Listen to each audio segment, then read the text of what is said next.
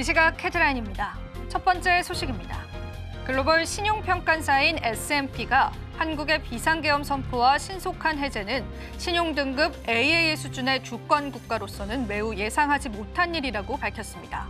그러면서 투자자들에게 정치적 안정성에 대한 인식을 약화시켰을 수 있다면서 이 문제를 해결하기 위해서 정치권의 대응이 중요하다고 강조했습니다. 또한 투자 심리 정상화에는 조금 더 시간이 걸릴 것이다라고 분석하기도 했습니다. 두 번째 헤드라인입니다. 커트 캠벨 미국 국무부 부장관이 윤석열 대통령의 비상계엄 선포에 대해서 심한 오판이었다라고 하면서 앞으로 몇 달간 한국은 도전적인 상황에 처하게 될 것이라고 평가하기도 했습니다. 한 행사에서 한국 상황에 대한 질문에 이같이 밝혔고 계엄법의 과거 경험에 대한 한국 기억에 대해서 깊고 부정적인 울림이 있다라고 이야기하면서 신속한 조치가 필요하다고 이야기하기도 했습니다. 세 번째 헤드라인입니다. 현재 방산주 역시도 약세를 나타내고 있습니다. 정치적 불확실성이 커지면서 국가 간 협상에 가까운 무기체계 수출에 어려움이 생길 수 있다는 투자의 분석들이 나오고 있습니다. 코스피 시장에서 하나 에어로스페이스뿐만 아니라 현대로템과 LIG 넥스원까지도 수출 차질에 관한 우려감들이 제기되면서 일제히 약세를 나타내고 있습니다. 마지막 헤드라인입니다. 의료기기 제조기업인 이오플로우가 약세를 나타냅니다. 미국에서 진행 중인 영업비밀 침해 소송에서 패소하면서 6,300억 원대 배상금을 지급해야 한다는 소식에 투자 심리가 위축된 것으로 풀이되고요. 연일틀 하락세를 나타내면서 주가의 하방은 더 열려 있다는 분석입니다.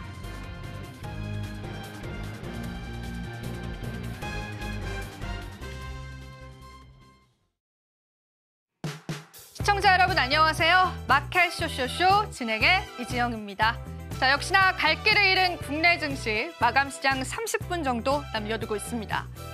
우리가 예상하지 못했던 정치적 리스크가 불거지면서 외국에서는 우리 시장을 어떻게 평가할까 좀 찾아봤습니다. 다양한 의견이 있었습니다. 신용등급 하락에 관한 이야기들도 있었고요. 일시적인 제한일 것이다라고 보면서 신용등급에는 문제가 없다라는 시선도 있었습니다. 자, 그렇다면 우리가 이 시장에서 어떤 방향성 잡아봐야 할지 궁금하실 텐데요. 자, 오늘도 저희가 마감 시장 그리고 그 이후의 전략까지도 함께 해드리겠습니다. 자, 그렇다면 지금 현재 종목 단으로 어떤 흐름들이 이어지고 있는지 저희 함께 지도를 보시면서 살펴보실 텐데요. 자, 오늘 역시나 예상하셨던 거와 같이 파란불이 만연합니다. 하나하나 섹터적으로 좀 접근을 해볼까요? 금융업 쪽 보겠습니다. 오늘 KB금융이 9%나 넘는 하락세를 현재 시현하고 있는데요. 특히나 이런 금융주들은요, 외국인에 관한 지분율들이 많았었던 그리고 밸류업에 기대감이 있었었던 종목군들입니다.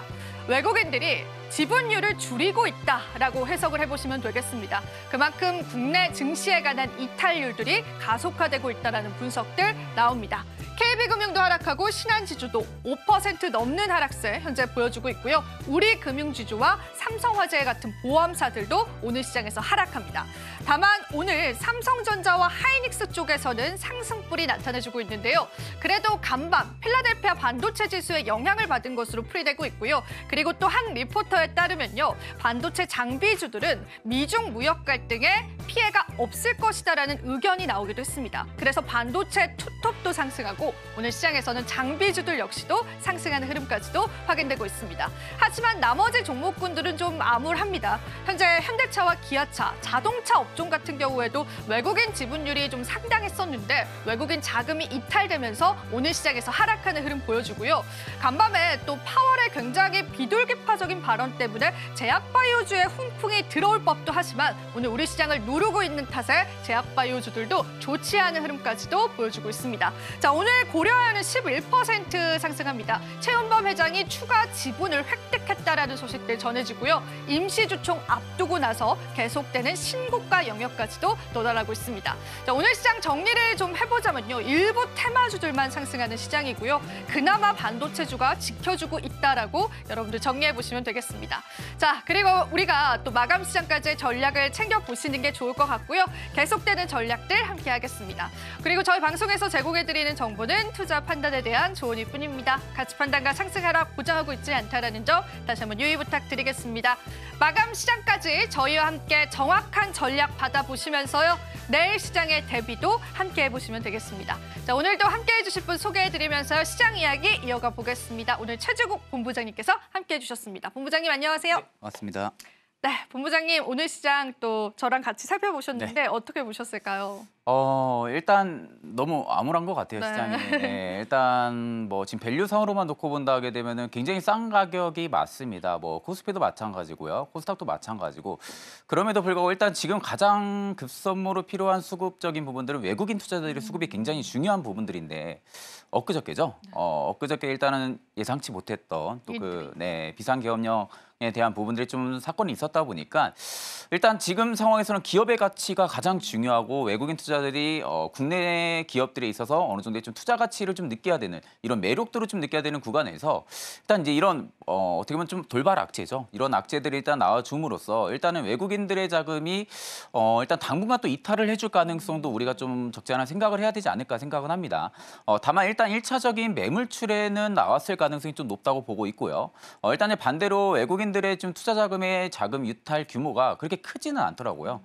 그렇게 크지가 않다라는 부분들을 일단 우리가 안도는 좀 할 수 있는 부분들이긴 하지만 이게 저는 일단 무대도 내년 상반기까지는 또 이어질 가능성도 굉장히 높지 않을까라고 보고 있는 부분들인데 우리가 이제 여기서 좀 잘 생각해야 되는 부분들은 코스피나 코스닥 같은 경우는 여전히 저평가 국면에 있습니다. 과열 매도권 구간에 있는 건 사실이고요. 일단은 지금 대통령 탄핵안에 대한 부분들이 이야기가 지금 계속해서 나와주고 있는데 보통 우리가 박근혜 정부 때 생각을 하게 되면은 탄핵안 결의가 제출이 되고 나선 증시가 상승을 했어요. 맞아요. 그러니까 그 상승했던 배경들은 정치적인 구도가 변화가 생기면서 기업의 가치에 대한 부분들도 변화가 생길 가능성이 높다라는 것에 외국인 투자들이 좀 자금들이 좀 유입이 됐었거든요. 일단 우리가 그 부분을 일단은 좀 어느 정도 기대를 해볼 수가 있는 부분들이고 일단 오늘은 필라델피아 반도체 지수가 좀 선방을 했다 보니까 반도체 쪽이 좀 일부 주가 방어가 좀 나와주고 있는 모습이긴 하지만 여전히 개별 장세가 좀 독특하게 이어지고 있다고 보시면 됩니다. 그렇다 하게 되면 결국에 지금은 정치적인 리스크를 좀 제외를 시키고 어떻게 보면 지금 관세 쪽에 좀 피해가 많이 덜 받는 그런 섹터는 여전히 저는 집중을 해야 된다고 보고 있는 상황이고요.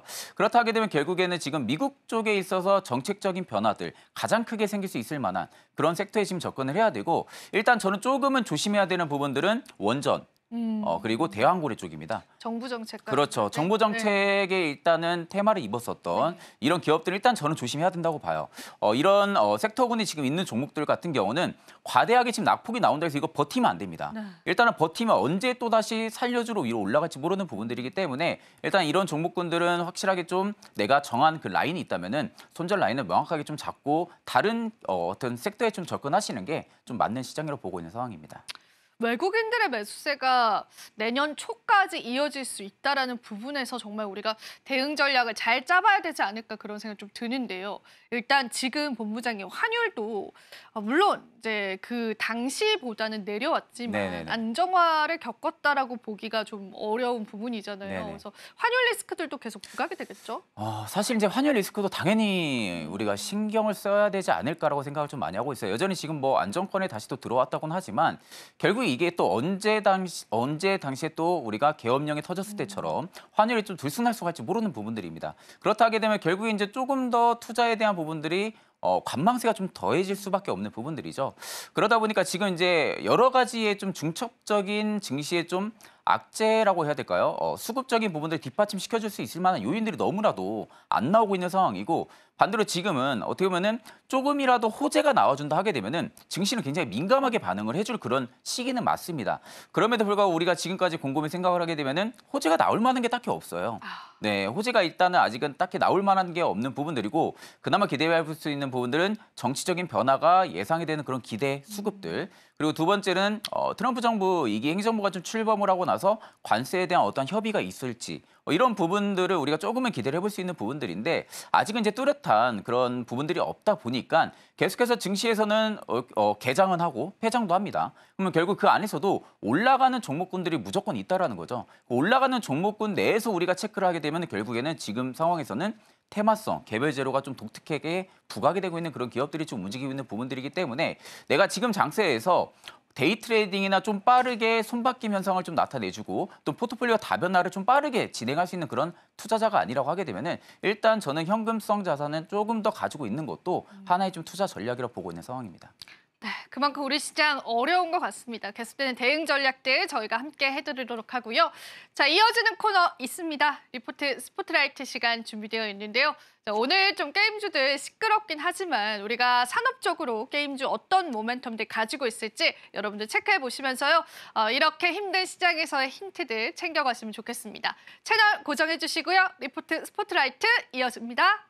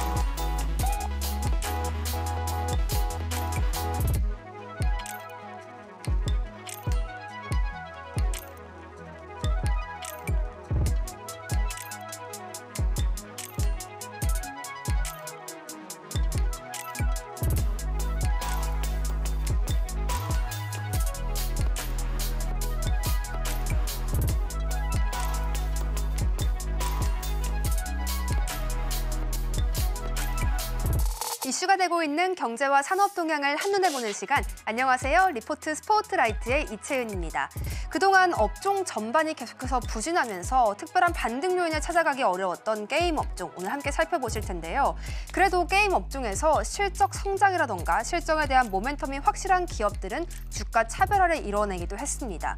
오늘 증권사의 리포트에서는요, 내년 게임사들 신작 다수 발표될 것이고 또 여기에다가 체질 개선까지 도모하고 있다고 하면서 다양한 전망 전해줬습니다. 대신증권의 리포트와 함께 하시겠습니다.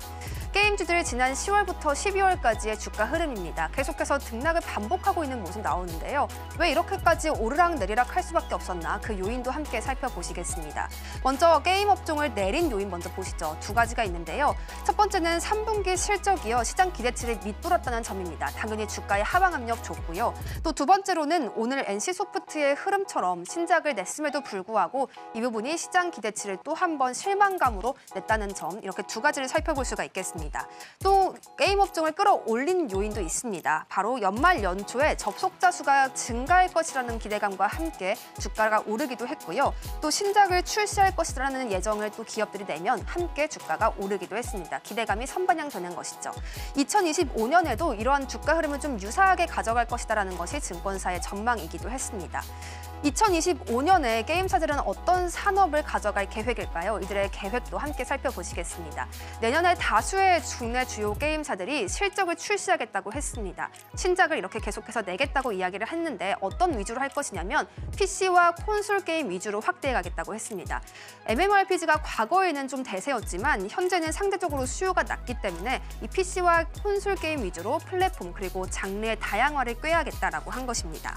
이 게임사들도 체질 변화까지 이야기하고 있다고 했는데요. 어떤 부분이냐면요. 게임 본업과의 시너지를 기대하면서 과거에 확대해왔던 이 게임의 산업을 이제는 좀 정리하려고 하는 모습입니다. 컴투스 같은 경우에는 컴투버스를 정리하면서 경영 효율화 이뤄가겠다고 했고요. 또 카카오 게임즈도 카카오 VX에 대한 일부 사업을 철수해가는 모습입니다.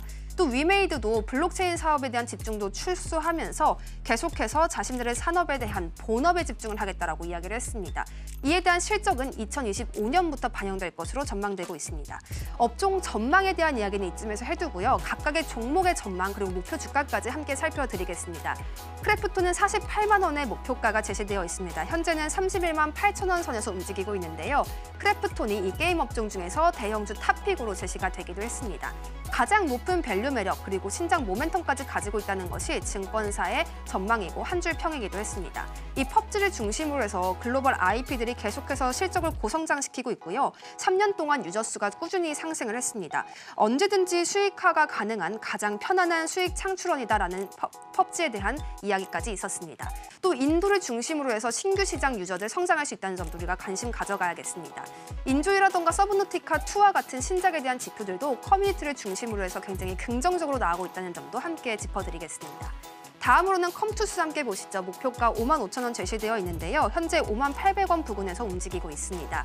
중소형주의 탑픽이 바로 컴투스였는데요. 이 게임 본업 집중한다고 했고요. 또 연결 자회사 모두 성과 계속해서 정상화해가는 올해 흐름 가져갔다라고 평가됐습니다. 또 실적 개선세에 더해서 앞으로 신작에 대한 기대감까지 12월에 계속해서 주가에 반영될 것으로 바라보기도 했습니다. 또 기존에 KBO나 MLB의 실적 잘 나오고 있었는데요. 2025년에는 프로야구 라이징을 통해서 또 한 번 이 실적을 상승시킬 수 있겠다는 기대감도 들어옵니다. 다음으로는 시프트업 함께 보시겠습니다. 목표가 8만 원 제시되었고요. 현재 57,600원 부근에서 움직입니다. 유저들의 접속량 계속해서 우상향하고 있습니다. 굉장히 중요한 부분인데요. 이 게임 업종은 트래픽을 유지하는 게 가장 어려운데 이 부분에서 굉장히 고무적인 모습 보여줍니다. 또 내년에는 7, 8개의 대형 이벤트까지 기다리고 있다는 점도 리포트가 함께 제시해줬습니다. 이 시프트업이 운영하고 있는 IP 2가지 종류는요. 아직 초기 단계이기 때문에 10년 이상의 장기 플랜을 가지고 있다는 점도 좋아 보입니다. 시프트업 AI 기술을 통해서 이 게임 업종 계속해서 확대시켜 나가겠다고 하면서 시간과 비용에 대한 효율성도 제고시킬 것이라는 기대감 함께 보실 수가 있겠습니다. 마지막으로 카카오 게임즈도 보시겠습니다. 마찬가지로 빅게임에 대한 사업은 좀 정리해가면서 게임 핵심 사업을 집중하고 있고요. 자회사 정리, 매각하는 소식 들려왔습니다. 또 3분기 트래픽, 매출 모두 안정적이고요. 신작 라인업도 다양해가는 모습입니다. 이렇게 해서 게임 업종에 대한 흐름 함께 보셨습니다. 접속자 수 관리라던가 신작 흥행에 대해서 어려움을 겪는 시장이기 때문에 우리가 마구 이렇게 접속을 하고 또 전략을 가져가기가 좀 어려운 시장이기도 합니다. 오늘 투자 전략은 전문가님과 조금 더 자세히 짚어보겠습니다. 지금까지 리포트 스포트라이트의 이채은이었습니다.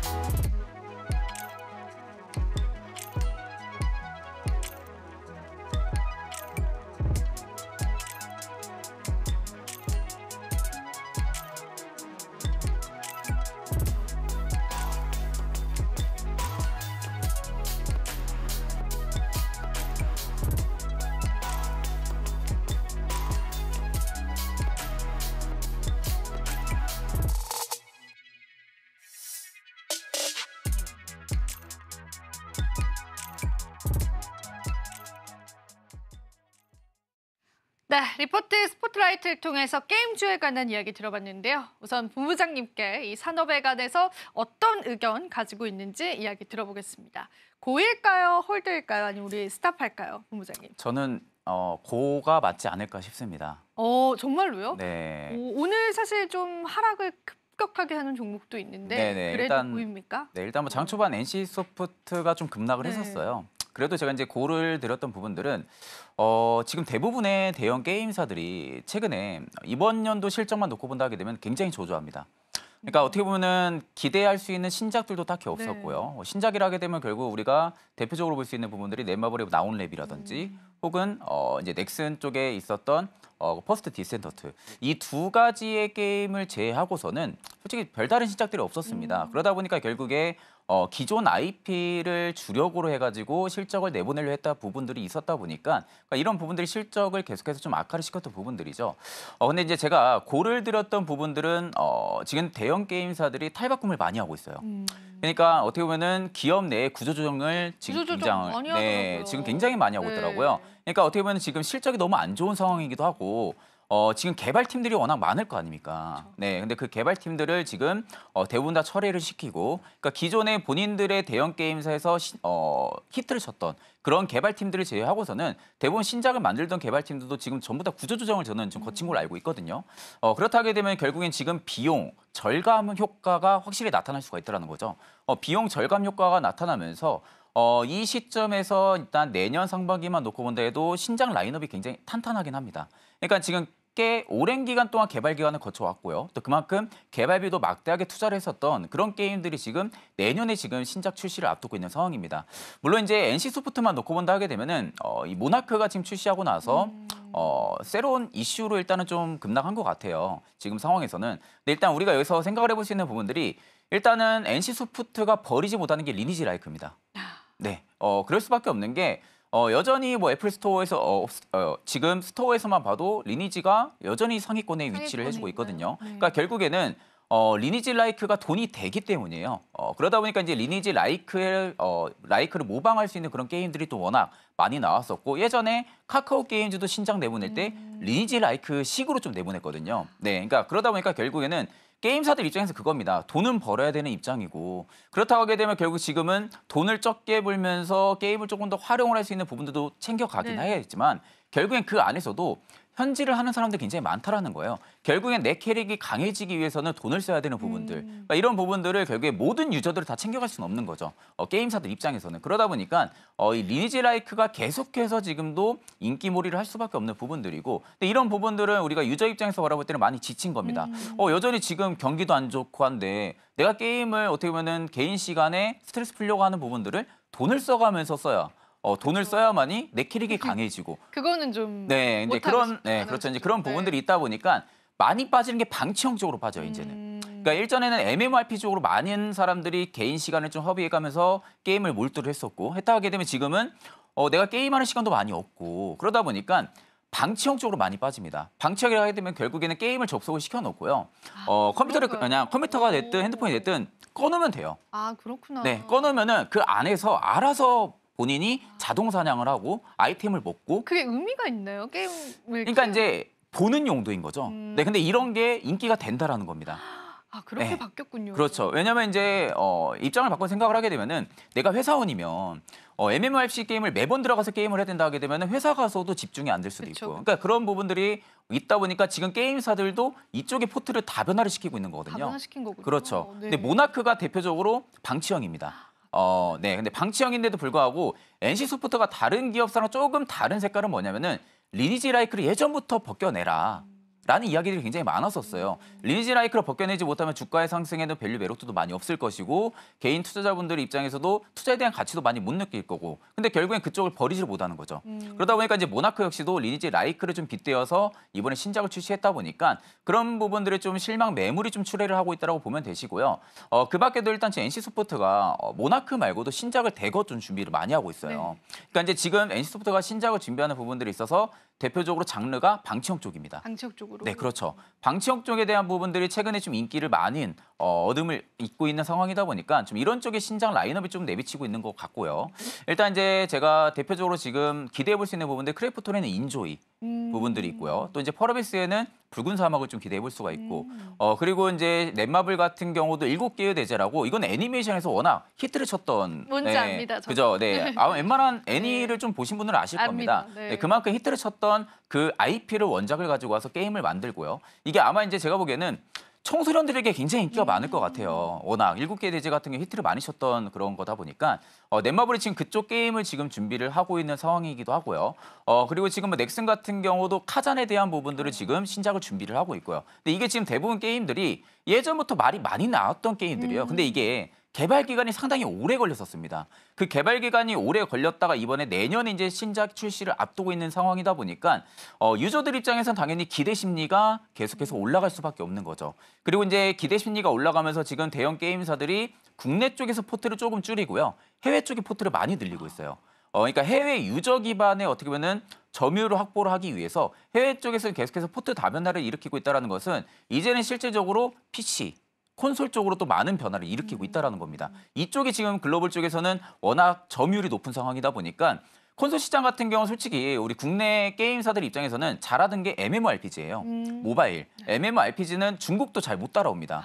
그래서 이제 중국 같은 경우가 많이 게임을 내보내는 게 무협 쪽 관련해서 많이 내보내잖아요. 그러니까 이제 다중 게임에 있어서는 중국 같은 경우 100명 이상의 유저들이 모이면은 렉이 걸린다든지 아니면 좀 컴퓨터가 갑자기 게임이 꺼진다라든지 이런 부분들이 있는데 국내에는 그런 게 없다라는 거죠. 얼리언 엔진 5 자체가 워낙 잘 돼 있는 상황이고 그러다 보니까 일단은 콘솔 시장 같은 경우는 초기 시작이에요. 그러니까 이제 우리나라 같은 경우 첫 테스트 관문 그런 시점이라고 보면 되는데 만약에 콘솔 시장에서도 지금의 MMORPG의 배경을 그대로 담아가지고 경험을 담아서 그대로 콘솔 시장에서도 만약에 나가서 성공을 한다라고 하게 되면은 이것도 하나의 밸류 레벨업이 될 수밖에 없는 재료입니다. 그러니까 결국에는 올해보다 내년에 우리가 볼 수 있는 재료가 너무나도 많다라는 거죠. 현 시점에서는. 그러면 결국 지금 현 시점에서는 관세에 대한 부분들도 많이 피할 수 있는 게 게임이다 게임 보니까 쪽이요. 네 그렇죠. 이쪽에 수급이 또 잡히고 있는 상황에서 내년에는 신작도 있고요. 뭐 콘솔에 대한 부분들의 시장 기대감도 있고요.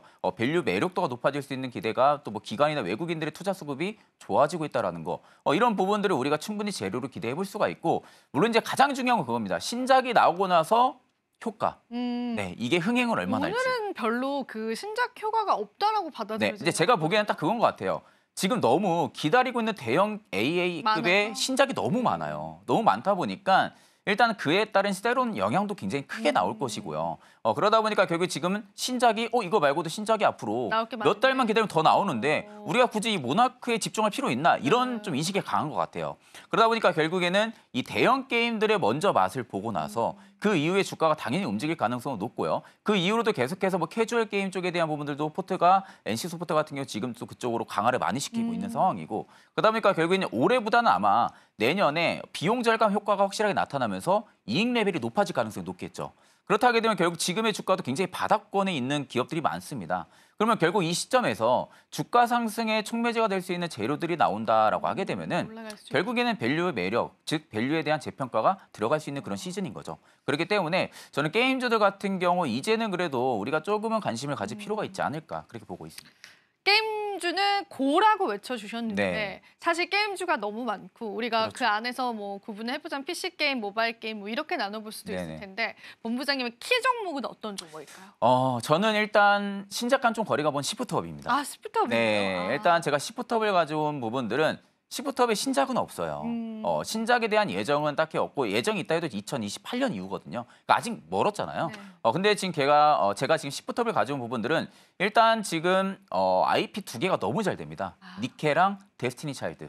이 두 가지 IP가 지금 너무 잘 되고 있는 상황이거든요. 주요국에서도 이미 흥행을 계속해서 하고 있는 상황인데 여기에서 승리의 여신 니케가 이번에 또 중국 판호를 획득을 했죠. 중국 판호를 획득하면서 내년 아마 1월 상반기쯤에 지금 중국 쪽에 출시가 앞두고 있는 상황인데 일단 제가 기존 원작에 대한 부분들의 시프트업을 가져온 부분들은 니케가 중국 출시를 하게 되면은 저는 오히려 신작 이상의 효과가 나올 가능성이 높다고 봅니다. 워낙 니케가 흥행을 많이 했었던 게임 중에 하나이기도 하고요. 그러면 결국 중국 쪽에 대한 부분들 출시를 한다고 하게 되면은 중국 쪽에 대한 부분들의 매출이 반영이 되기 시작한다고 하게 되면 주가는 이미 먼저 움직이기 시작을 할 겁니다. 그러니까 그런 부분들을 감안을 했을 때는 오히려 지금 기존 IP 부분들을 중국 쪽 출시를 앞두면 인해서 오히려 신작 이상의 출시 효과를 내보낼 수 있을 것이다라는 게 좀 첫 번째 투자 포인트라고 볼 수 있는 부분들이고요. 일단 이제 두 번째는 전체적인 수급 사이클이 좋아진다라는 거죠. 게임 쪽에. 게임 쪽의 전체적인 수급 사이클이 좋아지면서 그 안에서 순환매가 계속 돌아줄 건데 결국 이제 순환매가 돌아주게 되면은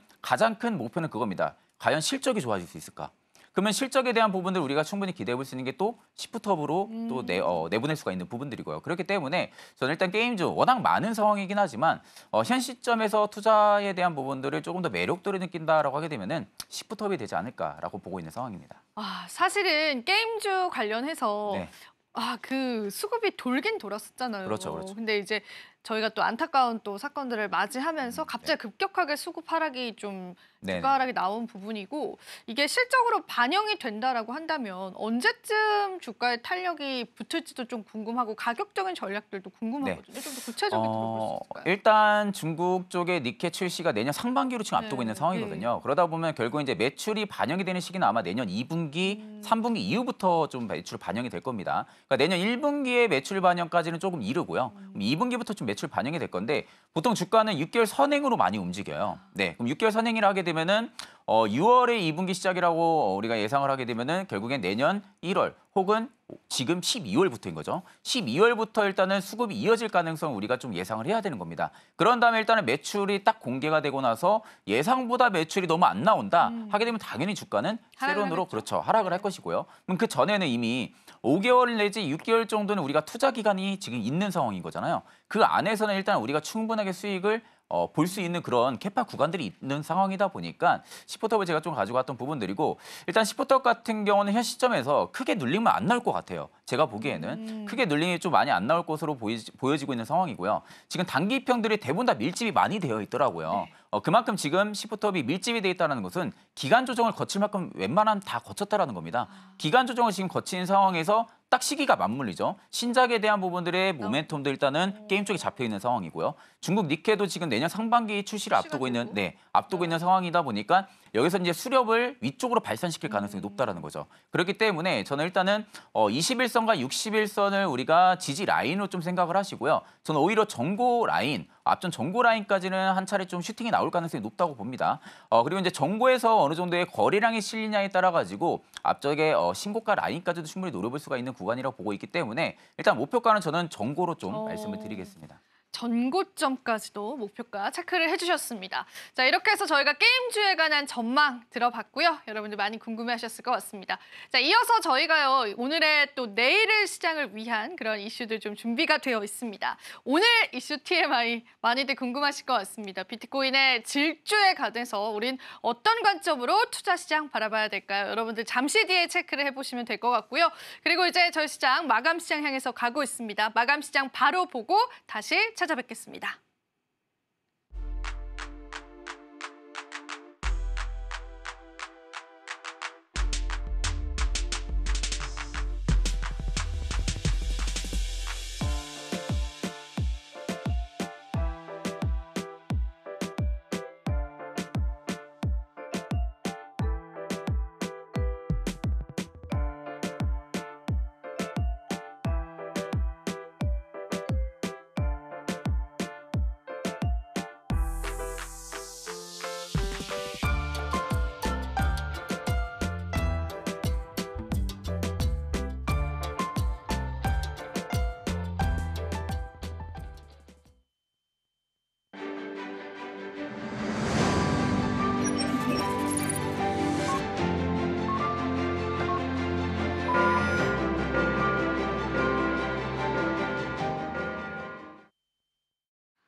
여전히 불확실성이 산재하는 우리 시장입니다. 자, 우리 시장 이제 마감 지어졌는데요. 역시나 오늘도 양지수 모두 다 약세를 나타냈고요. 외국인은 3천억 원 넘는 매도 물량을 유가증권 시장에서 보여줬습니다. 자, 마감 브리핑 또 본부장님께 부탁드려 보겠습니다. 어떻게 보셨을까요, 오늘 시장?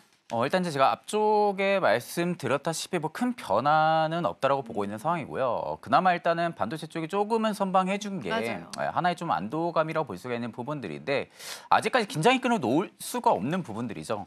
정치적인 변수 리스크가 너무나도 많은 그런 국내 증시이다 보니까 실제로 지금 우리가 바닥을 얘기하기엔 다소 너무 이르다고 봅니다. 그러니까 지금 당장 코스피나 코스닥 양시장 지수 레벨만 놓고 보면 언제든 매수해도 나쁘지가 않은 구간은 맞거든요. 손익비적으로만 측면으로 바라볼 때도 오히려 지금은 손실보다 수익의 폭이 조금 더 클 수 있는 그런 캐파가 좀 클 수 있는 구간은 맞지만 이게 결국에는 바닥이 어딘지 모를 정도까지도 내려갈 수도 있다라는 거죠. 종목들이. 그러다 보니까 일단은 지금은 우리가 바닥이다라고 빠르게 너무 예견하기보다는 앞전에 말씀드렸다시피 일단은 지금은 정치적인 변수 부분들을 제외하고 미국 쪽에 대한 부분들의 영향이 좀 덜 받을 수 있을 만한 그런 섹터군을 일단은 저는 접근이 가능하다고 보고 있는 상황이고요.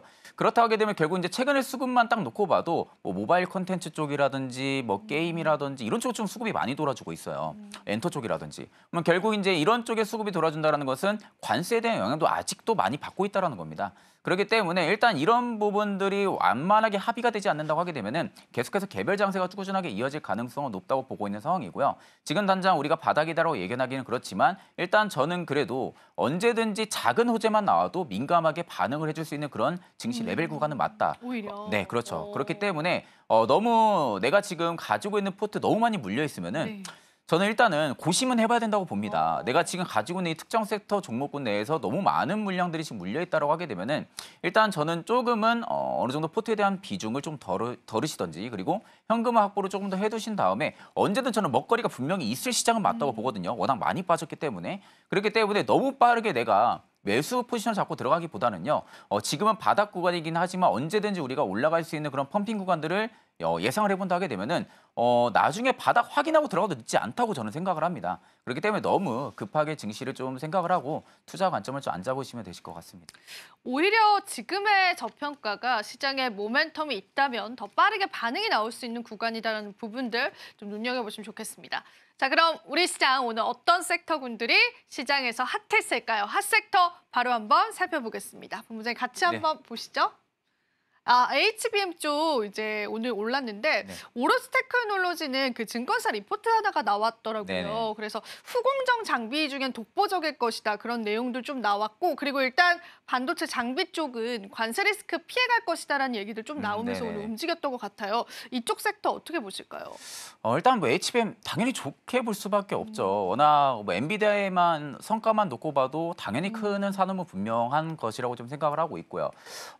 다만 일단 저는 조금 의아스러운 부분들이 지금 엔비디아가 블랙엘에 대한 부분들도 정확하게 결정을 짓지 못했는데 루빈에 대한 이야기를 지금 하고 있더라고요. 맞아요. 네. 이게 모르는가? 네, 그러니까 이게 솔직히 블랙엘도 지금 확실하게 안 된 상황에서 루빈의 이야기를 하고 있다라는 게 과연 이걸 이제 투자자들이 어떤 성격으로 받아들일 수 있을지가 일단 가장 큰 포인트라고 보고 있는 상황이긴 하지만 계속해서 그 태클을 빠르게 간다라는 것은 시장 초기도 이미 잡고 있는 부분들은 맞지만 돈을 벌 수 있는 캐파가 너무 많다라는 거죠. 그렇기 때문에 지금이라도 빠르게 시장을 빠르게 선점을 해서 점유율을 늘리고 이런 부분들을 다른 기업들이 쫓아오지 못하죠. 조금 더 치고 나가려고 하는 부분들도 있는 것 같아요. 그 말은 즉슨 여기가 지금은 결국에는 금단지라는 거예요. 네. 그러니까 결국엔 반도체 AI 쪽, 특히 이제 HBM 쪽 같은 경우가 지금은 좀 금단지라고 볼 수 있는 부분들이고 우리 국내 증시 같은 경우 결국 이제 반도체 쪽에 대한 부분들이 하락이 좀 많이 나왔던 부분들이 초기에는 관세에 대한 부분들 이야기도 많았었고요. 결국 어떻게 보면은 여기나 저기나 계속해서 타격 민감도를 많이 받습니다. 그러다 보니까 이제 미증시를 많이 못 따라가는 경향도 굉장히 좀 심했던 부분들인데 HBM 같은 경우는 저는 오히려 증시가 좀 떨어지면서 어떻게 보면 가격도 같이 떨어진다라고 하게 되면은 저는 계속 포트에는 단신 종목이 좀 넣어두고 보시는 게 맞다고 보고 있는 상황입니다. 네, 좋습니다. 이렇게 좀 정리를 해보고요. 두 번째 핫섹터 바로 열어보겠습니다. 모바일 콘텐츠 쪽입니다. 사실 네오위즈홀딩스 같은 경우는 아마 암호화폐와 엮이지 네, 않았을까 맞아요. 그런 생각 좀 들고요. T사이언티픽도 19% 급등, 컴투스 쪽도 사실 맞아요. 암호화폐 쪽에 네. 영향력이 있잖아요. 그래서 그쪽 섹터로 좀 해석을 해볼 수 있지 않을까 싶은데요, 본부장님. 사실 섹터는 모바일 콘텐츠인데 네. 지금 보면은 암호화폐예요. 그쵸. 네, 결국엔 T사이언티픽 같은 경우도 암호화폐 쪽이고요.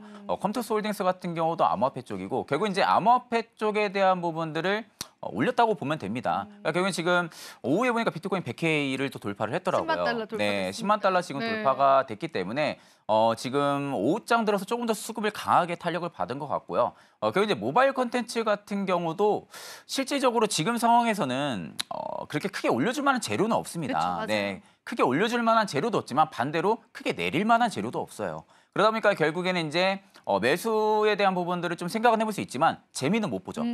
재미는 못 본다라는 관점으로 볼 때는 일단 지금 저거는 모바일 콘텐츠로 나오긴 했지만 실질적으로 암호화폐 쪽에 조금 더 배경이 높다라고 생각을 하시고 저는 이제 암호화폐 같은 경우는 앞전에도 계속해서 이제 설명을 드려왔지만 저는 투자 적기라고 봅니다. 지금 상황에서도요. 그렇기 때문에 이쪽 가상화폐 쪽 관련주들 같은 경우는 계속해서 좀 체크는 해볼 필요성 있다고 보고 있는 상황입니다. 네, 저희가 이 부분에 관해서 이따가 정말 자세하게 다뤄볼 예정이니까요. 여러분 기대 많이 해주시고요.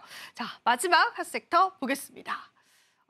이건 NFC 같은 그런 종목군들인데요. 자, 아모텍도 오늘 상승했고 SK스퀘어는 또 지분 관련한 이슈가 있었던 맞아요. 걸로 아는데요. 에이텍 모빌리티도 오늘 시장에서 상승 나와줬습니다. 자, 이쪽 섹터, RFID 섹터 쪽은 우리가 어떻게 좀 해석을 해볼 수 있을까요? 사실 에이텍 모빌리티 같은 경우는 비대면 쪽이 조금 더 강화가 많이 되어 있는 기업이에요. 특히 이제 뭐 대형마트라든지 이런 이제 온라인 쇼핑몰 있죠. 네. 이런 쪽이 조금 더 강화가 좀 많이 되어 있다고 보면 되는데 사실 이제 저게 제가 보기에는 온라인 쇼핑 쪽에 대한 부분들의 수요 증가에 일단은 어느 정도 좀 수급을 받은 거라고 좀 생각을 하고 있고 개별적인 재료라고 놓고 보기보다는 또 주도적인 섹터라고 놓고 보기보다는 그쵸. 일단 저는 네. 워낙 지금 시장에 올릴 만한 게 없습니다. 올릴 만한 게 딱히 없는 상황이고요. 올릴 만한 게 딱히 없는 상황에서는 결국에는 이 제한적인 자금 내에서는 시가총액도 그렇게 많은 큰 영향을 받고 있는 기업들이 아니라 오히려 좀 바닥권에 있고 조금 더 수급적인 부분들의 유동성 공급을 좀 넣을 수 있을 만한 그런 기업들의 좀 자금 순환매가 좀 많이 돌아준다고 보면 됩니다.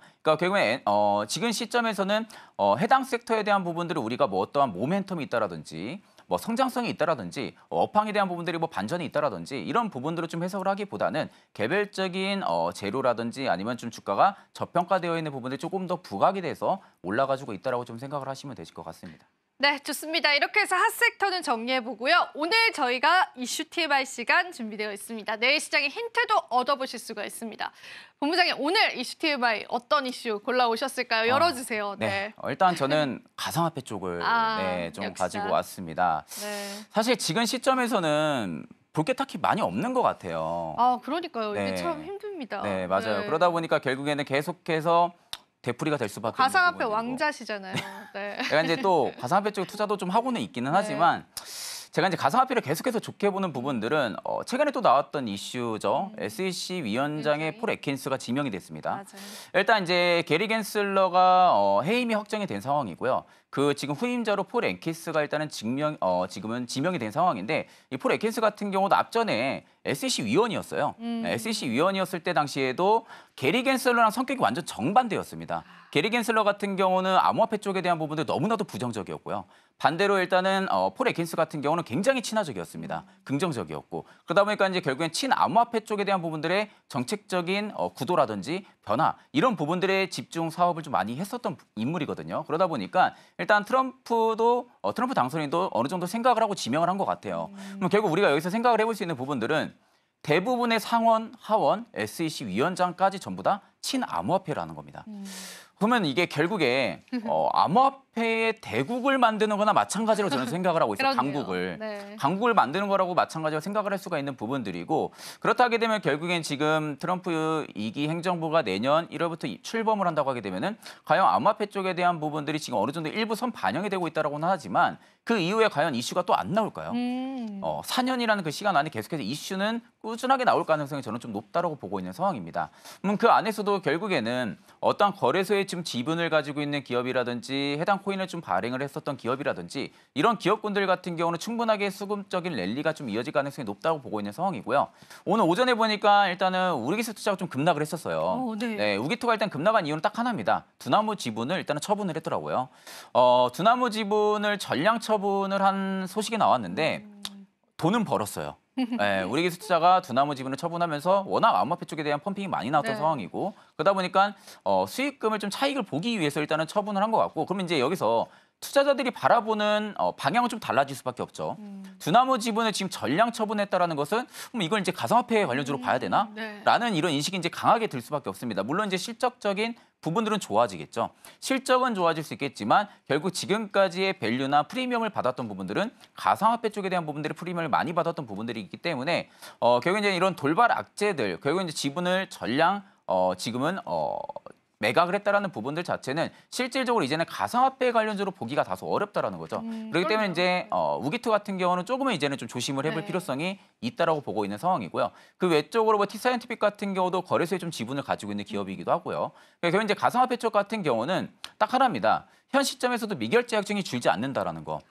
미결제 약정이 줄지가 않으면서 지금은 그레이스케일을 제외하고는 대부분의 기관에서는 계속해서 유입을 하고 있습니다. 사고 있나요? 네, 그렇죠. 오. 지금 자리에서도 계속해서 비트코인을 사고 있는 상황이거든요. 최근에 뭐 마이크 세일러도 추가 매입을 또 진행을 했던 상황이고요. 이제 최근 이제 비트코인이 100K를 넘어서면서 이제 우리가 여기서 어느 정도 기대해 볼 수 있는 부분들은 최근 이더리움 쪽에 대한 부분들이 ETF 자금이 많이 들어옵니다. 그러니까. 네, 일단은 4거래일 넘게 비트코인 자금이 유입이 되는데 이더리움이 지금 6거래일 넘게 들어와주고 있는 상황이거든요. 보통 이제 사이클이 그렇게 돕니다. 비트코인을 먼저 간 다음에 이더, 그 다음에 알트장이 이렇게 들어가는 순서인데 최근에 스테이블 코인 발행량이 굉장히 많더라고요. 스테이블 코인 쪽에 대한 부분들이 발행량이 많다라는 것은 알트 쪽에 자금이 유입이 될 가능성이 높다라는 거죠. 그럼 보통 우리가 국내 증시로 빗대어 봤을 때는 예상해 볼 수 있는 게 알트코인 쪽에 대한 부분들이 자금이 유입이 됐을 때도 한 번 펌핑이 더 나왔습니다.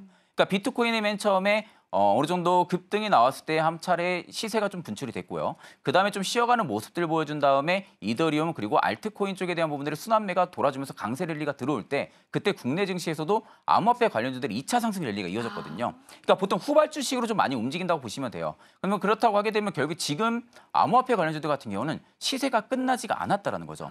시세가 끝나지가 않고 어느 정도 일정 부분 기간 조정을 지금은 좀 거쳐가고 있다라고 볼 수가 있는 부분들인데 여기서 일단은 어느 정도 비트코인이 저는 조정은 살짝 나올 수도 있다고 봐요. 지금 보니까 각 거래소 전체적인 거래소의 펀딩 비율이 너무나도 높더라고요. 펀딩 비율이 과열이 되어 있다는 것은 숏 포지션이 아니라 롱에 전부 다 몰려 있다라는 겁니다. 대부분의 투자자분들이 지금 롱 포지션을 잡고 계속해서 홀딩을 하고 있다라든지 롱을 지금 자리에서도 계속해서 자금을 넣으면서 유입을 시키고 있다라는 것은 결국에 이제 이게 어떻게 보면은 기관 입장들을 제외하고도 큰 자금력을 가지고 있는 큰 손들 입장에서는 한 번에 유동성을 확보하려는 움직임이 나올 수가 있겠죠. 그런 유동성 확보 움직임을 조금은 주시할 필요가 있고 일단 저는 비트코인을 떠나간 물이고요. 없으신 분들은 떠나간 물이고 그렇다고 기회가 또 없는 것도 아닙니다. 뭐 코인 쪽 놓고 보면은 이더리움은 저는 일단은 괜찮다. 매수 관점 보셔도 나쁘지 않다. 네. 그리고 반대로 알트코인들 같은 경우도 일단은 저는 매수 관점 보셔도 나쁘지 않다. 그러면 결국 이제 반대로 국내 증시 쪽으로 놓고 본다게 되면은 여전히 2차 시세가 아직 분출이 안 된 상황이기 때문에 국내 증시에 대한 부분들을 투자를 좀 100% 하시는 분들 같은 경우는 암호화폐 관련주들 같은 경우는 필히 저는 체크해볼 필요성이 있다고 보고 있는 상황입니다. 사실 어제 간밤에 파월이 또 비트코인은 네, 금과 같다라는 그런 발언을 맞아요. 하면서 시장 맞아요. 심상치 않게 움직이긴 네. 했거든요. 지금 본부장님 말씀하신 모든 이야기들을 놓고 본다면 사실상 악재가 없어 보여요. 그렇죠. 너무 그 많은 환경들이 암호화폐 시장에 좋을 것 같은데 악재가 없을까요? 그러면 과연? 악재로 하게 되면은 여기서 이제 우리가 생각할 수 있는 악재 같은 경우는 갑자기 미국 쪽의 정부가 비트코인 쪽을 거래소 입금을 시킨다라든지 그러니까 이런 부분들 우려감의 일부 차이가 나올 수가 있어요. 그러니까 지금 공약은 그겁니다. 비트코인을 팔지 않겠다라는 네. 공약이긴 한데 일단 이게 비트코인을 팔지는 않겠지만 워낙 가격에 대한 레벨업이 많이 돼 있는 상황에서는요. 거래소로 단지 미국 정부가 입금을 한다는 그 소식 하나만으로도 일단은 우려감의 매물이 출회가 될 수가 있어요. 매도를 할 수 있을 거라는 그 우려감 때문에. 그러다 보니까 일단 이런 부분들은 조금 더 출렁일 가능성도 일단 우리가 생각은 해야 되는 상황이고요. 일단 이제 마운트 곡스 쪽에 대한 부분들이 거래소가 지금 회수가 되고 나서 일부 투자자들이 지금 분배가 되고 있는 상황이거든요. 이 분배가 되는 상황에서는 일단 매도 포지션에 대한 부분들이 물량도 어느 정도 나올 수도 있을 것이다라는 것도 우리가 염두는 해둬야 되는데 아마 안 나올 가능성이 높다고 네. 봅니다. 안 나올 가능성이 좀 높고요. 이게 오히려 반대로 마운트 코스 쪽에 대한 부분들이 호재로도 작용할 수가 있어요. 그러면 결국에는 지금 시점에서 과연 암호화폐를 크게 떨어뜨릴 만한 이슈가 과연 뭐가 있을까라고 좀 생각을 해야 되고 시가총액 순위로 보니까 이미 은을 넘어섰더라고요. 비트코인이. 은 넘었네요. 네, 은을 저못 봤네요. 넘어섰고 아람코를 지금 이제 뒤쫓고 있는 상황이에요. 뒤쫓고 있죠. 네. 빅테크 따라갑니다. 네, 그러니까 결국 이게 이 정도까지 시가총액 레벨이 올라왔다라는 것은 우리가 이제는 무시를 하면 안 된다는 겁니다. 네. 가상화폐도 엄연히 투자 가치 상품으로 봐야 되는 상황이지 않을까라고 보고 있는 상황이고요. 홍콩 쪽도 뭐 ETF 승인이 완료가 됐고요. 중국 같은 경우도 지금 대법원 판결이 나왔죠. 합법에 대한 부분들이 좀 대법원 판결이 또 나왔던 부분들이고, 그러니까 지금 전 세계적으로 암호화폐, 가상화폐 쪽에 대한 부분들을 많이 안으로 감싸고 있다라는 거예요. 열풍이네요. 열풍. 그렇죠, 열풍이죠. 근데 결국 네. 여기서 국내는 아직은 밀치고 있는 상황이잖아요. 그러니까요. 과연 이거를 언제까지 밀칠 수 있을까요? 저는 오히려 품을 수밖에 없다고 봅니다. 품을 수밖에 없다라고 보는 상황에서는 실제적으로 암호화폐 관련주들은 이제는 계속 체크해봐야 되지 않을까 그렇게 보고 있는 상황입니다. 암호화폐 관련주도 우리 시장에도 영향을 미칠 수 있기 때문에요. 여러분들 체크해 보시고요. 그러면 이제 우리 기술 투자는 더 이상 암호화폐 관련주가 아니다라고 판단해 볼 수 있겠어요. 일단 오늘만 딱 놓고 보기는 다소 어렵지만 아마 한 일주일 정도의 수급을 놓고 보면 대충 알 수 있을 것 같아요. 일주일 정도 수급을 놓고 본다 하게 되면은 일단 가상화폐 관련주가 아닐 가능성 우리가 생각을 해야 되는 네, 거죠. 그러면은 이제 본부장님께서 네. 픽해 오신 종목이 궁금합니다. 사실. 저는 일단은 갤럭시아 머니트리를 좀 가지고 왔습니다. 일단 네. 제가 갤럭시아 머니트리를 가지고 온 이유는 딱 하나예요. 일단은 가상화폐 관련주이기도 하지만 STO 쪽에 대한 부분들이 모멘텀도 받는 기업이거든요. 네네. 그래서 이제 STO 쪽이라든지 그리고 비트코인 쪽에 대한 부분들 전자결제 사업을 좀 영위를 하는 기업인데 사실 지금 STO 쪽에 대한 부분들이 법 제어가 드라이브가 걸린 상황이긴 하지만 이게 또 우려감이 조금 나오더라고요.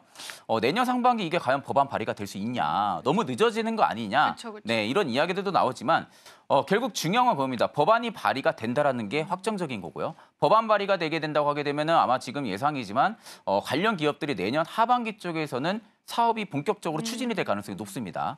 그렇다 하게 되면 결국 이제 STO 쪽에 대한 부분들의 모멘텀도 가지고 있을 뿐더러 반대로 비트코인 쪽에 관련으로도 지금 모멘텀을 받고 있는 기업이기 때문에 상대적으로 하방에 대한 경직이 워낙 제한적일 수가 있다는 거죠. 하방에 대한 경직이 좀 제한적이라 하게 되면 결국에는 위로 올라갈 수 있을 만한 그런 캐파의 추정치가 너무나 높은 상황이다 보니까 결국 실적도 좋아질 수가 있다는 거죠. 실적까지도 같이 좋아진다 하게 되면은 결국 갤럭시와 머니터리 같은 경우가 후발주자로 그래도 좀 강하게 출발해주지 않을까 그렇게 보고 있는 상황입니다. STO 관련주이기도 한데 네. 오늘 시장에서는 좀 하락을 나타내주고 있습니다. 네네. 그래서 이게 우리가 어떻게 조금 가격 전략을 잡아봐야 할지 지금 시점에서 좀 애매하지 않을까 싶은데 네. 본부장님 어떻게 보세요?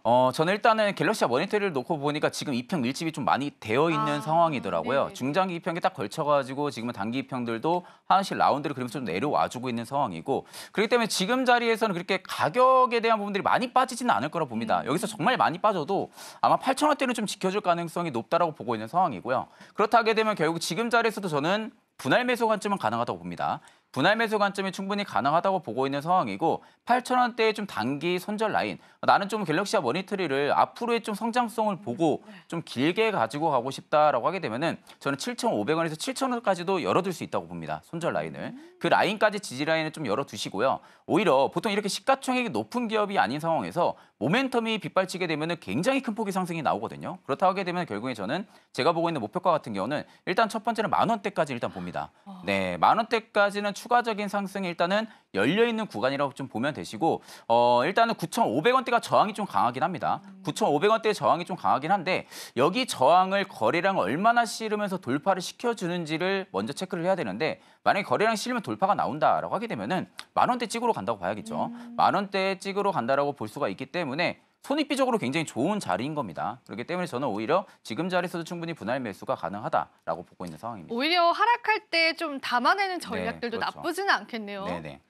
저희가 또 갤럭시와 머니터리까지 들어봤는데 제가 한 가지 더 여쭤보고 싶은 건 이런 비트코인의 랠리 그리고 가상화폐 관련주들의 랠리가 오히려 트럼프 취임되면 세론으로 작용되는 건 아닐까? 그런 생각 좀 들거든요. 네네. 본부장님. 일단 세론에 대한 우려감도 우리가 생각은 해볼 수는 있겠죠. 세론에 대한 우려감도 일단 우리가 생각은 해볼 수가 있겠지만 우리가 이제 결국에는 중요한 거는 옛날 3, 4년 전에 비트코인과 많이 달라요, 이제는. 그때 당시에는 다르다. ETF 자금이 없었습니다. 그쵸. ETF 자금이 없었다 보니까 장기 홀더들의 어느 정도 좀 매도 물량에 받아줄 만한 매수 주체가 없었고 근데 최근에는 ETF가 좀 어느 정도 가격에 대한 부분들을 방어해주고 있는 부분들이기 때문에 아마 단기 조정 이후에 다시금 또 상승이 들어올 가능성이 높다고 보고 있는 상황입니다. 네, 좋습니다. 자, 이렇게 해서 저희가 오늘 HTMI까지 이야기 나눠봤고요. 본부장님께 인사드리면서 보내드리겠습니다. 본부장님 오늘도 고맙습니다. 네, 감사합니다. 마지막으로 본 방송에서 제공해드리는 정보는 투자 판단에 대한 조언일 뿐입니다. 가치 판단 상승 하락 보장하고 있지는 않다는 점 다시 한번 유의 부탁드립니다. 저희는 내일 이 시간 다시 찾아뵙도록 할게요. 오늘도 시청해주신 여러분 고맙습니다.